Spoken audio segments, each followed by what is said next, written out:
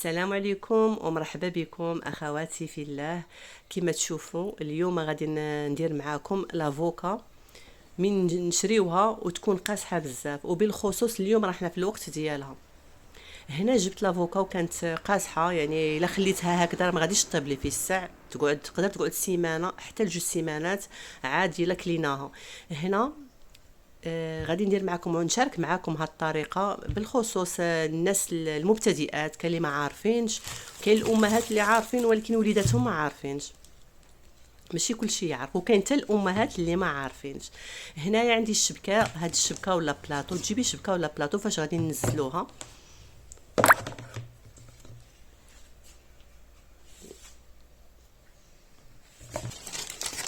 وعندي هاد البابيل ديال المواد الغذائيه اللي نشريو فيهم الخبز ولا الفروته، الفواكه ولا الفروته السيكون، الفواكه الجافه. هكا باش نوضح لكم مزيان، هادو هما اللي خص ضروري يكونوا هادو. هنا جبت هاد البلاطو اللي غادي ندير فيه.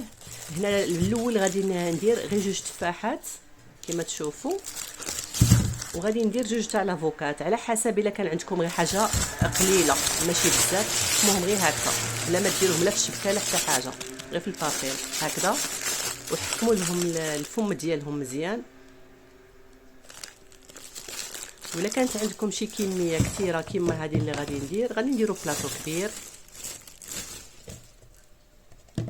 وهنا ماشي غير التفاح، حتى مطيشه، اما يكون تفاح ولا مطيشه.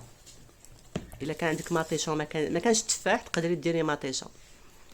هادو زوج اللي يطيبوا لنا لافوكا في اقرب وقت. وماشي غير لافوكا، حتى الكاكي الا جبتوه قاسح دورو بزاف ما تقدروش تاكلوه. هكا عارفين الكاكي فاش يكون قاسح يكون شويه يضرب في اللسان، حتى هو تقدروا تخلطوه مع التفاح ولا مطيشه. عندك جوج، لافوكا والكاكي. هنا درتهم كاملين في هذا البلاطو،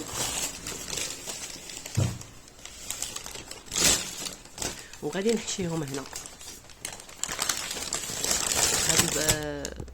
هاد البورصه ديال الكاكي. هنا غادي نحكمهم مزيان،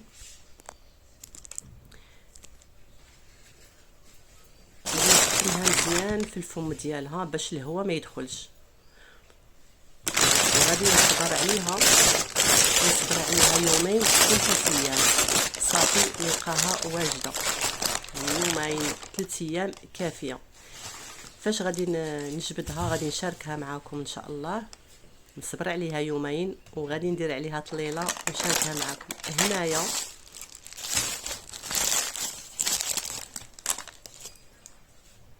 هنا خليتها 3 ايام، يومين نهار 3 ايام.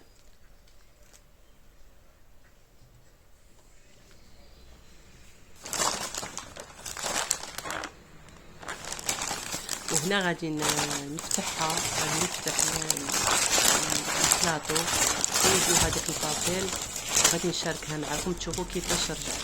هنايا خليتها 3 ايام، يومين نهار 3 ايام فتحها باش ناكد لكم على النهارات بالضبط، يعني يومين نهار 3 ايام حليته.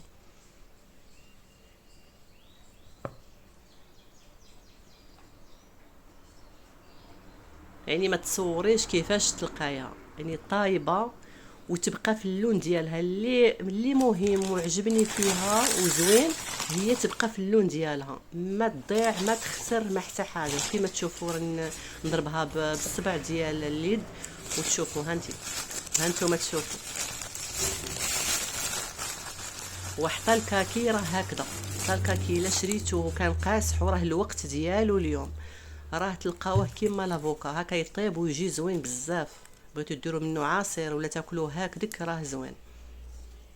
يعني ما يبقاش فيكم الحال الا شريتو شي حاجه خضراء من هاد جوج حوايج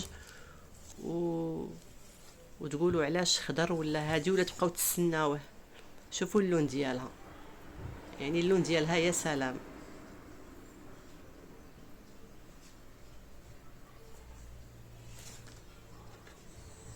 نتمنى ان شاء الله يكون عجبكم هذا الفيديو، تقسموه مع الاهل والاحباب، وما تنساوش ديروا لايك وتابونيو في القناه هكا باش نجيكم باي حاجه مفيده ناتيكم بها. شكرا، شكرا على المشاهده.